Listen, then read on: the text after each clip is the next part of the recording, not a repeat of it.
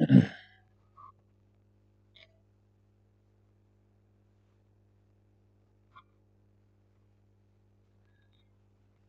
नमस्कार। दोस्तों आज का जो वीडियो है एक ये बहुत ही डेडिकेटेड वीडियो है उन स्टूडेंट्स के लिए जो दिल्ली हाई कोर्ट के एग्जाम के लिए सीनियर पर्सनल असिस्टेंट और पर्सनल असिस्टेंट के एग्जाम के लिए खूब डेडिकेशन से तैयारी कर रहे हैं और उनके डाउट्स बार बार रेज होते हैं। दोस्तों मैंने लास्ट वीडियो में भी आपसे कहा था कि जो स्टूडेंट तैयारी करेगा उसी को ही डाउट आएगा, अगर जो कुछ करेगा ही नहीं उसको कोई भी डाउट आने वाला नहीं है। तो दोस्तों आज की इस वीडियो में मैं आपका स्वागत करता हूं और बात करेंगे दिल्ली हाई कोर्ट के अब एग्जाम में क्या क्या होने वाला है, किस तरह का एग्जाम आएगा, क्या क्या आपके डाउट्स हैं, उस चीज को थोड़ा सा क्लियर करेंगे। सबसे पहले आपको ऑल दी बेस्ट है इस एग्जाम के लिए। और पीछे भी जो वीडियो हमने डिस्कस किया कुछ वीडियोस में, उसमें काफी सारे आपके डाउट्स क्लियर करने की मैंने कोशिश की थी। दोस्तों अभी जो वैकेंसी आई है ये है 2023 की, और 2023 की वैकेंसी को अगर आपने समझना है, इसके जो अब होने वाले एग्जाम है उसके शेड्यूल को समझना है, उसको उसमें किस किस तरह की जो डिपार्टमेंट है वो एग्जाम लेने वाला है उसको समझना है, तो आपको पुरानी जो वैकेंसी निकली थी पर्सनल असिस्टेंट की और सीनियर पर्सनल असिस्टेंट की उसको समझना पड़ेगा। उसके आधार पे ही आप कुछ आगे अनुमान लगा पाएंगे और सिस्टम से समझ पाएंगे कि अगला जो एग्जाम होगा वो किस तरह का होगा, आपको कितना समय मिलेगा, क्या दोनों एग्जाम एक दिन होंगे, अलग होंगे, या फिर किस तरह का इंटरव्यू होगा। जो भी ये सारा कंक्लूजन है आप कुछ बेस बना के ही उसको समझ सकते हैं। तो ये वैकेंसी की मैं बात करने वाला हूं, ये वैकेंसी है 2018 की, 2018 की ये वैकेंसी है। और इसमें टोटल जो वैकेंसी थी वो थी जनरल कैटेगरी की 10, और टोटल की बात करें तो 35 के आसपास ये वैकेंसीज थी। और इसका जो क्राइटेरिया था वो 2023 के क्राइटेरिया से अलग था। और भी कुछ रिसर्च है, आप जरा ध्यान से समझिएगा इस वीडियो को। 2018 की इस वैकेंसी में 35 वैकेंसीज थी। अगर हम बात करें इसके जो एग्जाम के स्ट्रक्चर की है, तो स्टेज 1 में ऑब्जेक्टिव टाइप एग्जाम था, रिटन ऑब्जेक्टिव।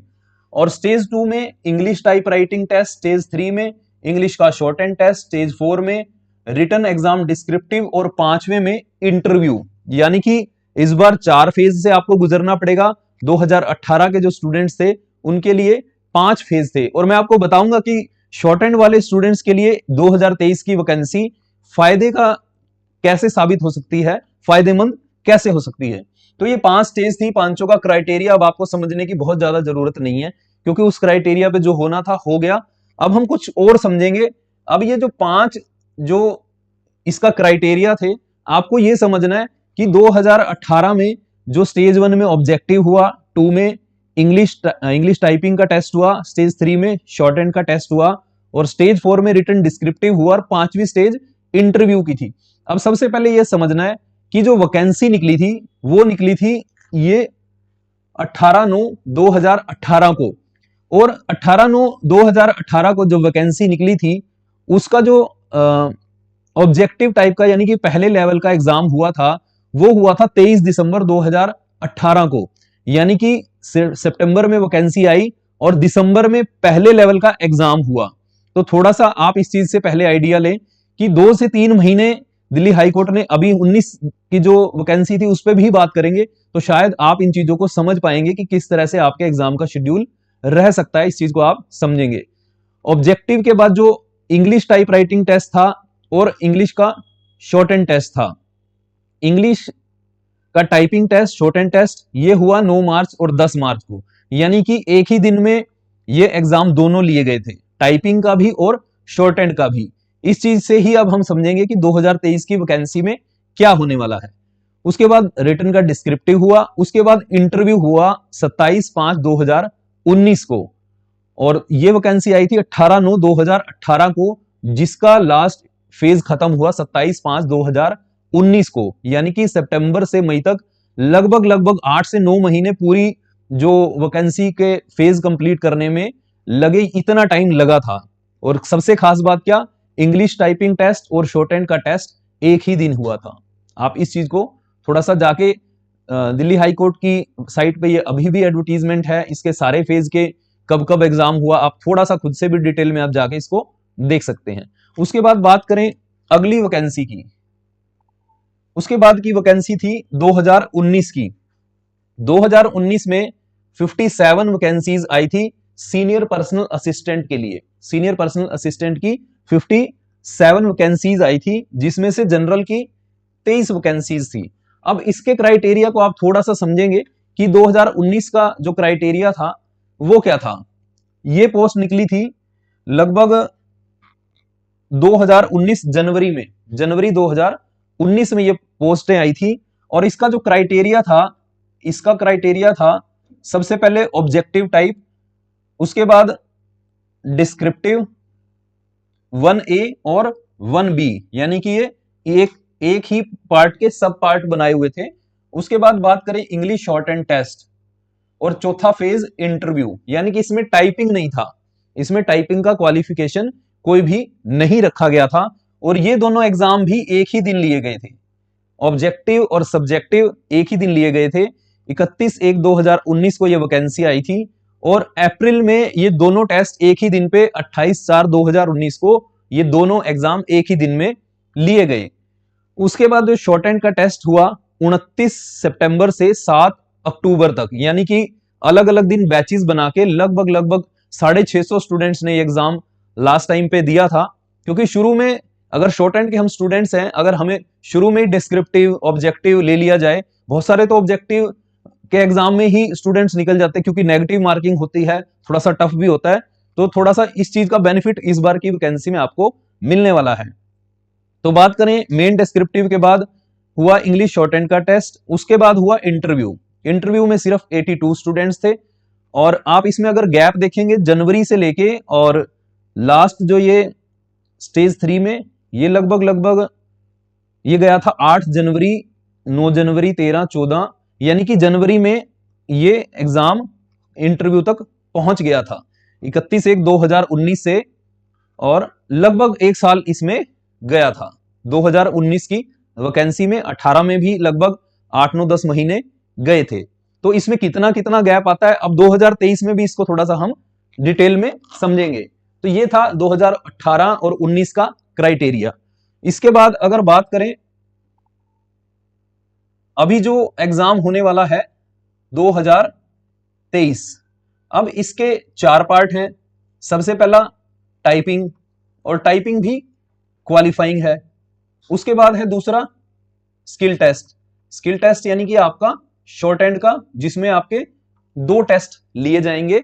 और जहां तक मेरी, अगर मैं अपने अनुभव के आधार पे इस चीज को जज करूं, अगर मैं एज ए स्टूडेंट इस चीज को, अगर मैं आपकी जगह खड़ा होकर इस चीज को जज करूं, तो मुझे यही है कि टाइपिंग और स्किल को एक दिन में लिया जा सकता है।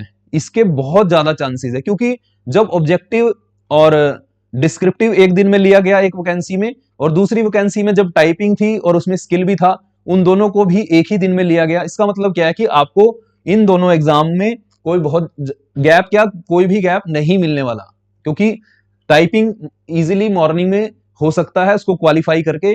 साथ के साथ आपको जो आपका जो दूसरा स्किल टेस्ट है, क्योंकि कंप्यूटर की नीड रहेगी, डिपार्टमेंट कोई भी हो वो यही चाहता है कि उनकी जो एक्सरसाइज है वो बचे, उनकी मैन पावर को 2-3 दिन एंगेज एक्स्ट्रा ना करना पड़े, और एक और चीज की खर्चा भी बचे। यानी कि जो भी इन चीजों को हम समझें तो उसका बेस ये है कि टाइपिंग और स्किल को एक दिन में लिया जा सकता है, इसके चांसेस बहुत ज्यादा हैं। और उसके बाद बात करें डिस्क्रिप्टिव। अब डिस्क्रिप्टिव है जिसमें आपको लगभग 2 घंटे का, शायद 120 मिनट है, आप चेक कर लीजिएगा, शायद उसमें आपको इतने घंटे का टाइम मिलेगा, और पेपर आपको दिया जाएगा। आपको लिखना है डिस्क्रिप्टिव में, आपको जो भी इंग्लिश के पार्ट पे जो जो चीजें पूछी जाएंगी, आपको एसे, लेटर राइटिंग, जो भी आपको sentence English to Hindi, Hindi to English में कन्वर्ट करना है, तो वो सभी आपको डिस्क्रिप्टिव में करना है। तो डिस्क्रिप्टिव के लिए वो जो ये एग्जाम होगा, इससे अलग ही सेंटर बनाने पड़ेंगे, जहां पे अलग अलग आपको सेंटरों में इस तरह का डिस्क्रिप्टिव लिया जाएगा। अब चौथी चीज है इंटरव्यू। अब इंटरव्यू की लास्ट जो भी हुए थे, इन दोनों में इंटरव्यू का लेवल कोई बहुत ज्यादा अप नहीं था अभी तक, जो भी मैंने ये भी देखा है और इसके हिसाब से जो भी जानकारियां इकट्ठी की हैं, इंटरव्यू कोई बहुत ज्यादा अप लेवल का नहीं था, नॉर्मल इंटरव्यू था। लेकिन मार्क्स इंटरव्यू के दोनों में, तीनों में अलग अलग हैं।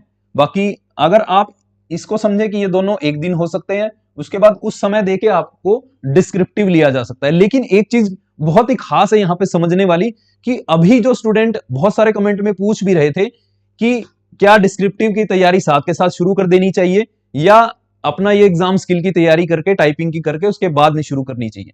अब मैं आपको इसके बारे में एक चीज कहना चाहूंगा कि मान लीजिए आपका डिस्क्रिप्टिव बहुत ज्यादा अच्छा नहीं है, तो आपको अभी से इसकी तैयारी करनी शुरू कर देनी चाहिए। बेशक से आप थोड़ी करें, लेकिन कर देनी चाहिए। अगर आपका डिस्क्रिप्टिव बहुत अच्छा है और आपको लगता है कि डिस्क्रिप्टिव में बहुत ज्यादा आपको दिक्कत नहीं है, तो आपको स्किल पे, क्योंकि पिछले जो एग्जाम हुए वहां पे ऑब्जेक्टिव आया है, ऑब्जेक्टिव में बहुत सारे, क्योंकि शॉर्ट हैंड के स्टूडेंट्स को शॉर्ट हैंड में इतनी मेहनत करनी पड़ती है कि वो ऑब्जेक्टिव करें, डिस्क्रिप्टिव करें, टाइपिंग तो चलो खैर एक पार्ट हो गया, उसके साथ शॉर्ट हैंड करें या किस किस चीज की तैयारी करें। तो इस बार 2023 में आपको ये बेनिफिट मिलने वाला है कि आप अपना स्किल बहुत बढ़िया करके उसमें ज्यादा से ज्यादा मार्क्स ऑब्टेन करके, टाइपिंग तो क्वालिफाइंग है, आप स्किल टेस्ट में ज्यादा से ज्यादा नंबर ऑब्टेन करके उन स्टूडेंट्स को, क्योंकि देखिए जो स्टूडेंट्स बहुत ज्यादा रिटन की या डिस्क्रिप्टिव की, ऑब्जेक्टिव की तैयारी करते हैं, उनको शॉर्ट हैंड के लिए हो सकता है थोड़ा समय कम मिलता हो, लेकिन जो सिर्फ शॉर्ट हैंड के बेस पे रहते हैं उनका डिस्क्रिप्टिव थोड़ा सा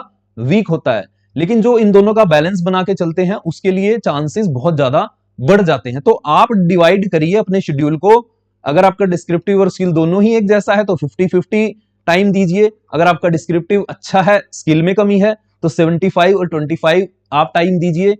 इसी तरह से आप अपने टाइम को डिवाइड कर लीजिए, 50-50 देना है, 75-25 देना है। डिस्क्रिप्टिव बहुत अच्छा है, बिल्कुल नहीं देना। इंटरव्यू के लिए बाद में देखेंगे, बाद में तैयारी करेंगे थोड़ी बहुत जो भी होगी, लेकिन इन पार्ट्स को आप समझ लें, इसके हिसाब से अपने शेड्यूल को सेट कर लें। ठीक है, तो ये मेरी ऑब्जर्वेशन है जो मेरे अनुभव के हिसाब से मैं आपसे डिस्कस कर रहा हूं। और अभी भी आपको कोई डाउट आता है, क्योंकि ये जो मैंने चीज मैं बिल्कुल रिसर्च करके इसको समझ के काफी टाइम लगा के मैं आपके लिए लेके आया हूं, तो आप, मुझे उम्मीद है कि आप इन चीजों को समझेंगे, इसके हिसाब से तैयारी करने का प्रयास करेंगे।